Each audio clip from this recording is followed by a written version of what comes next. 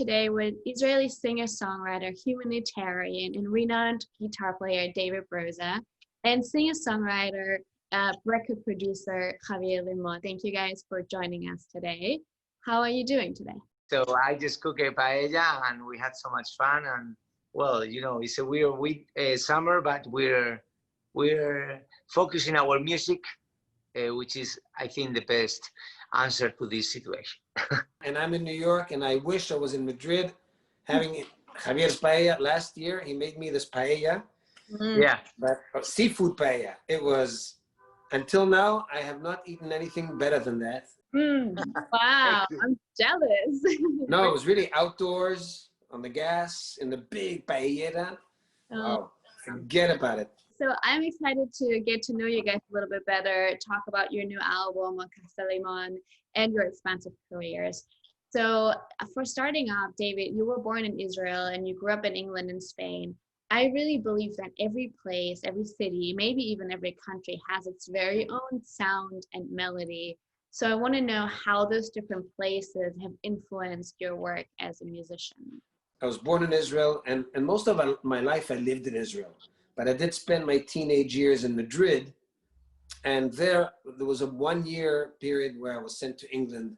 And from that, in my biography, it says I grew up in England, but I was beaten down in England by the system. However, the music that really affected me in those days when I was very young was mostly rock and roll, Jimi Hendrix, you know, the band, Otis Redding, folk rock, and then some flamenco, Spanish music that I got to learn and hear. I didn't learn, I heard in Spain. But coming back to Israel, that's where all that music really suddenly came and emerged and became a major player in my influences and in my inspiration. So it was really being away from Spain. And also the where I was born, Israel, is a melting pot of about 100 countries. And every country has its own culture. And all these cultures mixed together into one. And so it really affects me. I'm very, very much a free spirit musician. Talking about your influences on Casa Limón is such a delicious mixture of like jazz, flamenco, Latin music, and also classical influences. So I want to know if your album was a dish, how would it taste like? Amazing, but you'd have to eat it over a period of 12 days. Every day would be a different dish. And all of them would have the same kind of a thread, a common thread that would be what communicates through them. And this is how my music is very eclectic. That's true. But also, Javier, this question can go to you as a chef, as I just learned. I don't know the dish, but it should be something that you cook very, very slowly. So is that also how you came up with the title of the album, that you said it's this specific Casa Limón sound that you can only get here, or how did you come up with the title? The title of the album came out when we were trying to decide the style of the album. You know, we wanted to say, okay, so in which category, the Latin Grammys or the Grammys or the iTunes, should we place this album? And finally, we come up with the idea that it didn't have a specific style. It's a style its own, Casa Limón. So yeah, we decided that was a very interesting title for an album. And you know something, in these days, the title of an album is very important, because with all the digital platforms, you just can't buy song by song. And maybe you need to remember that there is the concept of an album is very important still today. So this is not just a bag full of songs, you know, from different, no, this is an album that from the beginning has been composed and created by David with a concept, very, very specific and very, very, very well focused, I think. Yeah, thank you. And I think that sometimes a melody says more than 1,000 words. In 1 or 2 sentences, what do you want to express with on Casa Limón? What do you want to say with the album? As far as my ultimate goal on this album and fantasy was to be able to deliver a full album just playing my guitar, which I've never done, and it's taking a lot out of me. It's a complete different discipline. And still today, a year after I recorded it, I'm still having to work on my guitar playing and keep up the chops. It's very different than my rock and roll, me playing my guitar and singing, you know. Javier had a different, you know, had a vision from his, you know, I'm sitting in one chair, he's sitting in another, like we're now. Yeah. And he's looking at it from a very different bag of information he's got. So he should add to this. It would be interesting. Yeah, please let us know your point of view. David, in my opinion, as a musician, is a great guitarist, is a great composer, a great singer-songwriter, a great leader. I mean, many things. But he has one thing that is super unique, and it's his ability to create melodies, you know? And that's something that you cannot study or learn. You can't. You just, God gives you that when you're born. He could record an album just, I don't know, ¿cómo se dice? Silbar. Whistling. Yeah. So when looking at your expansive career, David, you've released 40 albums and many of them multi-platinum, and then you decided to make your 41st album an instrumental one. How did you come up with that idea? What inspired that? That goes back to Steve Greenberg again, you know. He calls me one day and he says, I've got a budget and I want to offer you to make an instrumental album. And I said, you gotta be kidding. I don't have any instrumental pieces. He says, well, it's time you do it because I think people should hear your guitar playing. And I thought, I'm not a guitarist. So I went through the process and started writing. So one day, my wife, Neely, we're about to go to sleep. She says, you're really concerned about doing this album and you want to get it done now. Why did you just call Javier Limón? So the next morning, I wake up at like 6 in the morning, 7 o'clock, and I'm thinking, I'm going to write him a text. So I'm writing in WhatsApp.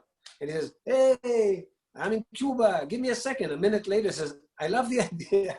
From your perspective, when you got that call, what went through your mind? Like, what did you think? You know those ideas that when someone tells you the idea, you say, obviously, how we didn't do this before, no? So, because everybody always says in any concert of David Broza, hey, wow, he's amazing, but wow, have you listened to the guitar? He plays amazing, right? And if you don't know David Broza's music and you listen to this album, you could believe that he's a super great guitarist, a genius of the guitar, and he doesn't need to sing, you know? That's the truth. That is true. Yeah, I love that you said that just now, because I really feel like when I listen to your album, I think that instrumental music allows the listener to really write their own story to your composition. And it allows me to feel so freely and just let the song and the melody take me wherever it needs to take me. So where are you trying, or where do you want to take people with on Casa Limón? I don't know about taking people. I know where I'm taking myself. So when I write the pieces, they have to fill me with an adventurous feeling.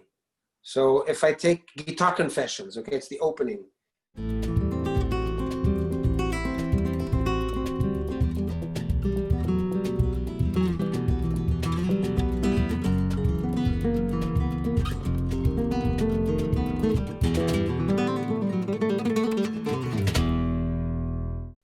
And to me, that is the introduction to the album, because it's the first piece I wrote that convinced me that I can write pieces. You know, it has a beginning, a middle, and an ending.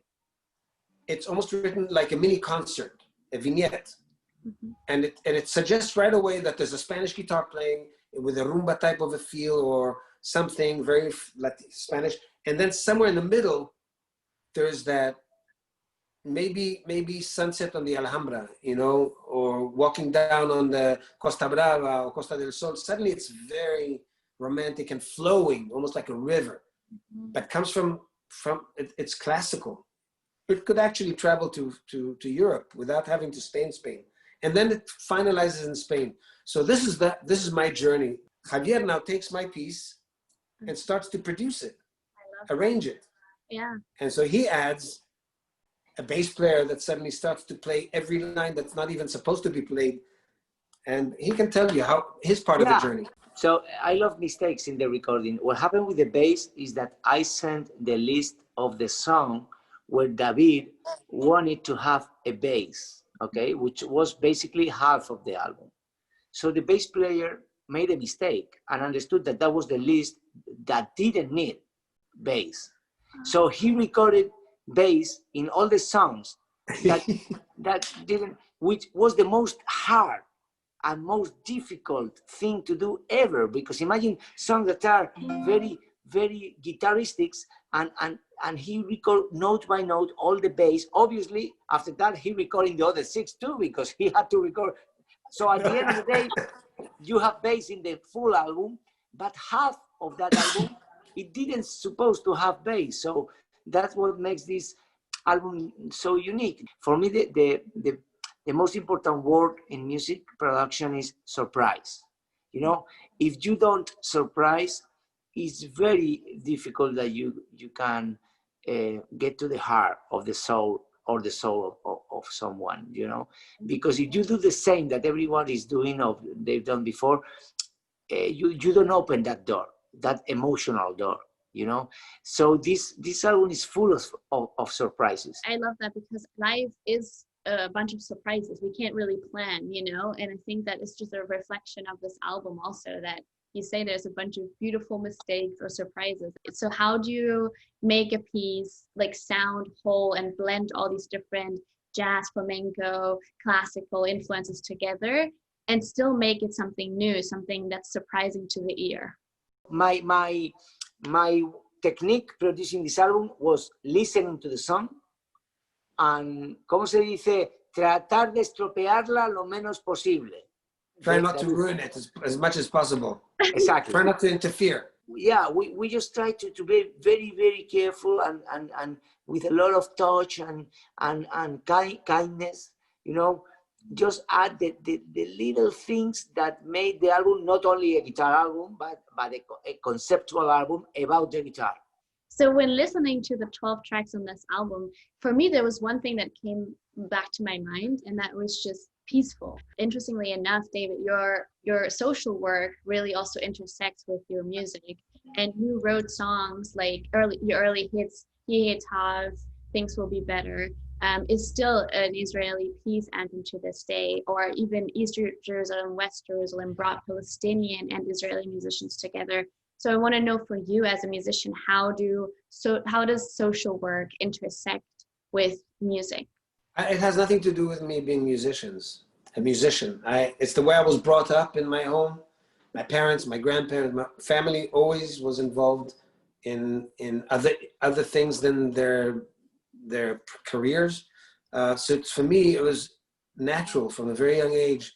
I mean, you know, I'm talking really young age. From the age of 7, I was thrown into situations where my father started a club for handicapped kids on wheelchairs with CP. And he always said, come along, we're going to need your help, you know, to help these kids around. So I was with them all my life till today. I'm a supporter of this club, and I help them. 2,500 kids on wheelchairs. Now, being a musician, I get the gift of an ability to enter into areas which are very, very difficult, underprivileged children, families, neighborhoods, you know, a refugee camp in East Jerusalem, you know, Shafat, where no Israeli can come in, but the guitar and the songs open the doors. Wow. So I'm able to enter areas which I'm in real dire need for help anywhere in the world, in the favelas in Sao Paulo and Rio de Janeiro. I've been everywhere. Thanks to the guitar, I could go and connect with kids and people and activists. It brought me to establishing my foundation, which is called 1 Million Guitars, where I've designed and I manufacture guitars and give them away to children in very underprivileged areas in, you know, here in the States, in 43 states, and in Israel, Jewish and Arab villages, and hopefully sometime soon in Spain and England and other countries, you know. That's really beautiful. Talking about activism and social work and all of that, Tears for Barcelona is an ode to those affected by the recent unrest in Catalonia.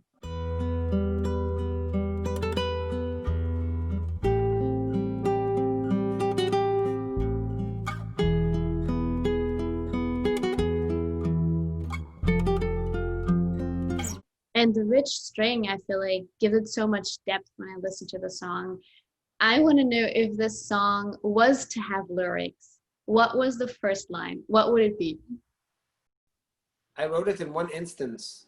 Wow. Yeah. You know, when there was actually it happened when there was a terrorist attack in Barcelona, where the van drove into people and killed a lot of innocent people altogether. And I heard that news. It was 7 or 8 o'clock in the morning in New York City, and it came on my phone, and it shattered my morning. And my guitar was at hand, and I started playing this melody. Mm. And I didn't get off that seat for a few hours until I finished writing the whole story. And all I wanted was an expression of my pain, a revulsion, and horror, and empathy, all in one, to come through a melody. And I don't think there would be any word that could say it better than those notes. Dum, dum, ba, ba, dum. Like, yeah. Calm down, you know, relax, breathe deep, don't fall. It's actually the one piece of music that carries with it a lot of intent, a real need to communicate for myself, my feelings, like playing the blues. And it's an adagio in a classical way. So I was lucky. That's how lucky I am that I get the ability to write this kind of piece. Yeah, it didn't need words. It's very true. And I feel like your guitar playing is very expressive in itself. So it kind of expresses a part of your soul, you know. So I think yeah, and Javier placed these guitars in my hands, and they're very different than mine. Mine is a heavy classical guitar, very hard to play. Hard, you get because it has a big sound. You have to, but these guitars, you really have to train yourself to play. And it didn't take me much. I don't know if it was Javier that put the spell on me, and he said, I think Javier really did it, and he hypnotized me. Fue hypnosis. You're not only a chef and an awesome producer, also a hypnotized expert. He did. Oh, there's no question. There's no question. What did you do, Javier? No. What happened is that those are guitars, very, very, very, very good guitars. They have been in the same room for 20 years. So I don't know if they're the best guitars in the world, but are the best guitars in that room. So I you know, I'm talking about the wood, the humidity, you know, all the conditions. You know, the guitars are a very fragile instrument, and anything can change the sound.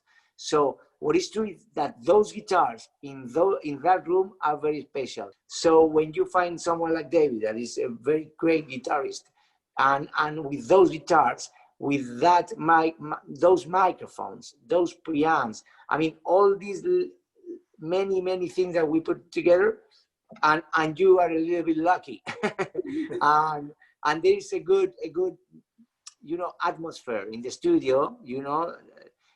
Then, well, these things happen, and these miracles, because this album is a miracle. No? Yeah, I agree. Yeah. So let's talk a little bit more about the Spanish guitar and the star of this album, basically. So David, when did your relationship with the Spanish guitar begin? Do you remember the first time that you heard Spanish guitar and you were like, this is it, and I kind of feel connected to it? Well, I always heard Spanish guitar because my mother was Israel's like first folk singer. She had a Spanish guitar that was built by a guy called Velázquez in New York for her. He fell in love with it and he built it, and she was a recording artist. So she always had the guitar, always accompanied, but I never wanted to play the guitar. When I was 12, we'd moved to Spain, and new world, new neighborhood, new language. I was very lonely and I needed to reinvent myself. And one day I picked the guitar and I started playing it, and I taught myself how to play. I was 12 and I haven't stopped playing guitar from that day on. I love how you describe that relationship, basically. And I just had a thought of you describing when you heard the news of Catalonia and you kind of just needed to write that melody, and you played the guitar for so long now. Do you feel like the guitar has kind of become your second language in a way of expressing what's going on in your life? It's not my second language. It's completely a part of me. There's nowhere I go without it, hardly. It's almost like an extension of me. So I have a song I wrote for it once. It's called You're My Second Woman or something. Oh, wow. Second woman. But I would never treat a woman the way I treat the guitar. This guitar goes through hell. I beat the hell out of it. Well, that's good. Javier, I want to know a little bit more about the process of recording and how did a day in the studio look like for you guys? Was the opposite of the normal process. Usually you have the songs and then you record all the instruments, you know, like bass, percussion, da, da, da, da. And at the end, the soloist, the singer or the word, comes at the end and record the lead voice. Here we did the opposite. We record the guitar, only the guitar. And once we have the perfect guitar, like perfect, like with every note, every little detail recorded, then we invite the other musicians. Because you know what happened, that every time that David plays a song, he plays different way. If you ask David to play the same song 3 times, 4 times, one after the other, every time is going to be a different movie. So we were like hunting, basically. No, David was playing. No, this is the good one. Stop. Okay, bye. We have that song. Love that. Okay, and if you tell us a little bit more about Casa Limón and how your record label / production company came to life. Well, I started being I was a flamenco writer and composer. And then at some point I decided to start producing. I was very young. And then at some point I decided to create and open my studios, recording studios. And then I realized that there was a movement of musicians in the same directions. So I thought that what we needed was basically a name, a name. So in 2004, we create Casa Limón as a record label that now is based in Boston, Massachusetts, by the way. And since then, we've produced like 40, 50 albums from all kinds of musics, always related to the Mediterranean and Latin America. Love that. And this is basically for the both of you, but I want to know where composing music starts for you. Does it start with an emotion, an idea, a melody just comes to mind, or a lick that you play, or where does it come from? It depends, well, David can tell you more, but it depends. Sometimes you start with the lyrics, sometimes with the melody, sometimes both things together. Mm-hmm. I think that's the beauty of writing a song, that there is no only one way, right, David? Absolutely. I mean, I started with writing music to lyrics, because I always partnered with writers, in Israel, Yonatan Geffen, a poet, Meir Ariel, a poet, Jorge Drexler. I've worked with him many times. I would write the melody, he would write the lyrics. Or I take a book of poetry and I try to find a poem I like and I write music to that. So when Steve Greenberg asked me to write instrumentals, I didn't know what he would like. It was hard for me to think, how do I write an entire album that way? But I think I got into the discipline and I learned a lot from it. What's the number one thing that you learned from writing an instrumental album and kind of relying on the guitar to express yourself? You have to have a routine. When I write music, it's 10 to 6. I write from 10 in the morning to 6 in the evening. I don't get off my seat. When I wrote the instrumentals, it was 7 o'clock in the morning. I couldn't even get to I normally do a lot of exercise. I want to be full of energy. No, I off bed, straight to the guitar, a window in front of my head, and I think that one of the best things of this album is that the timing. That until we didn't, or David wasn't sure that we had the best songs in the world, we didn't go to the studio. Guys, I have to go. All right. But I have to say that I could be like 4 more days with this interview because your questions are great. But let me tell you that for me, I produced more than 100 albums. This is one, if not the one, of the most beautiful albums that I ever produced. David is one of the top 3, 4, 5 guitarists ever. Wow. And I don't know a lot about music, but I know a lot about guitar. This is not just one album. This is the beginning of a new adventure, a new career. All right. That it's going to give us, all of us, a lot of happiness. So thank you so much, David. Wow, that was so beautifully said. Very touching. So what I want to do real quick with you is a round of word association. So for every song, I'm going to say the song and you're going to say the first thing that comes to mind. It can be a mood or an inspiration for the song or what you feel about the song. Are you ready for that? Yeah, no. Cool. Okay, Saturday morning, Jake. Well, Saturday morning. What's a dance? Love that. Guitar confession. That's it's a confession. What are you confessing? All my feelings on the table. Bulería. Now, bulería is every flamenco player and every gypsy. You have dinner. At the end of the dinner, they start knocking on, and they start singing. It's normally bulería. Anyway. Yeah. So the bulería is the noise around it. The different fusions. You infuse all kinds of effects into it. It really took me to this place of like a city and a lot of people like walking around. And really? Yeah, something like. That's because you've been to Spain. Yes. Yeah. Okay, the next one is Flora Masada. This is really a piece that's dedicated to Masada. Masada is a place in the desert. It's King Herod's winter palace. There is some tragic stories connected to it from 2,000 years ago. But we don't get into that because I just bring music and hopefully happiness. Así mi corazón. Bueno, así mi corazón that's the way my heart feels. Mm-hmm. So that's the other bulería. Actually, Piranha played the part of the legs, and then we had the dancers come and dance it. Oh, in the same. Yeah, just by listening, they had to copy his playing. It was fantastic. Wow. So I'm also making a film about the album, so these scenes will obviously show themselves. I love that. That's such an experimental way of recording a song, and I think that's you can hear how organic the album is. The idea is that you write the format of the song. You have to write it very well, so there's no questions asked. And now it's time to play around, mess around, and see what surprises come. The next one we already talked about a little bit, Tears of Barcelona. Empathy and love. Mm-hmm. Yeah. Tom's song. Friendship.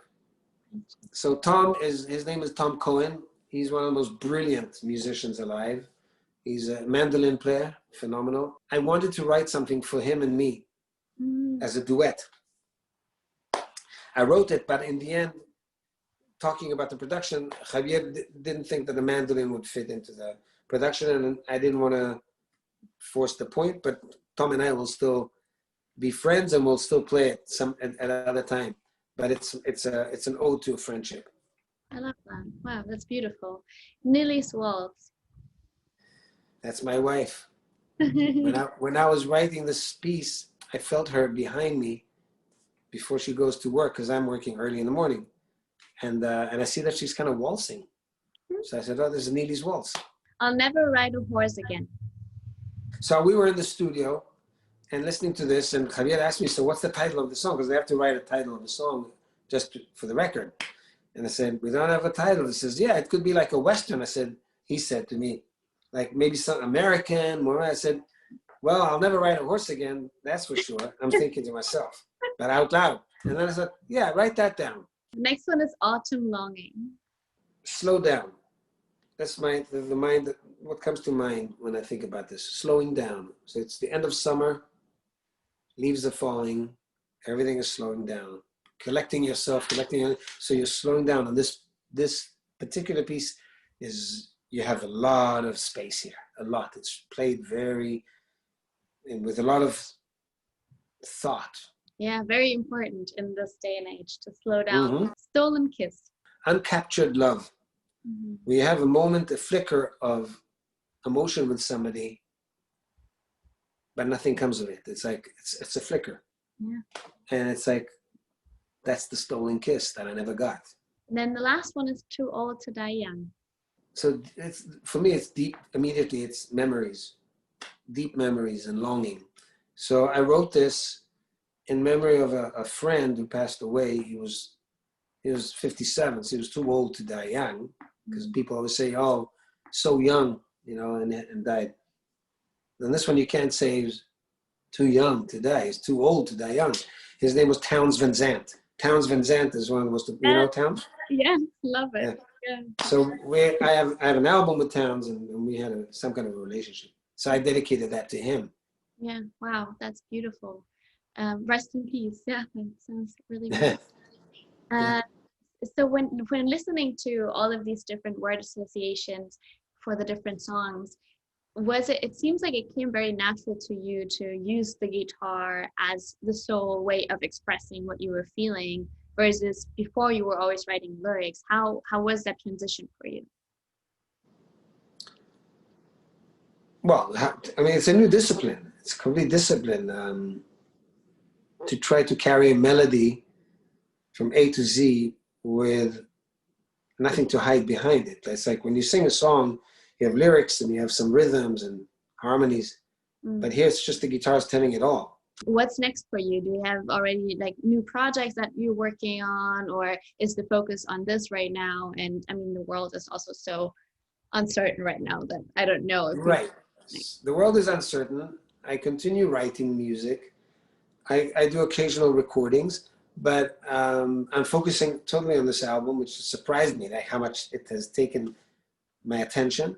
And I'm hoping to finish the film, which will be about, on one hand, about the making of the album, but also my biography or story of my relationship with the Spanish guitar, and from the age of 12 until now. So it'll evolve around the way I developed and came and bring me all the way to this point. I'll buy tickets to the film. I want to see it. There you go. You'll see it. And to end this interview on a positive note, amidst all this quarantine and all these weird things happening in the world, I want to know what makes you smile at the moment. Like, what is it that makes you happy, that makes you smile? First of all, that I'm healthy. That I managed to stay healthy. Luckily for me as an artist, I mean, there's two sides to this. The downside is all my concerts have been canceled, and I do 150 to 200 shows a year. All shows have been canceled until May 2021. That's clear. I'm lucky I have my guitar with me at all times. I happen to be a man who's been for over 40 years on the road all year. And me and my wife, we have 6 kids between us, so we never get around to seeing all of them. Now they don't want to get close to us because they don't want to, because of the COVID. But I get to be, that's a very personal note, I get to be with Mili, with my wife, you know, all the time. And that's really, it's a real gift. And getting the album out, this is not another album for me. This is a big one, because I've taken a complete different direction professionally and musically.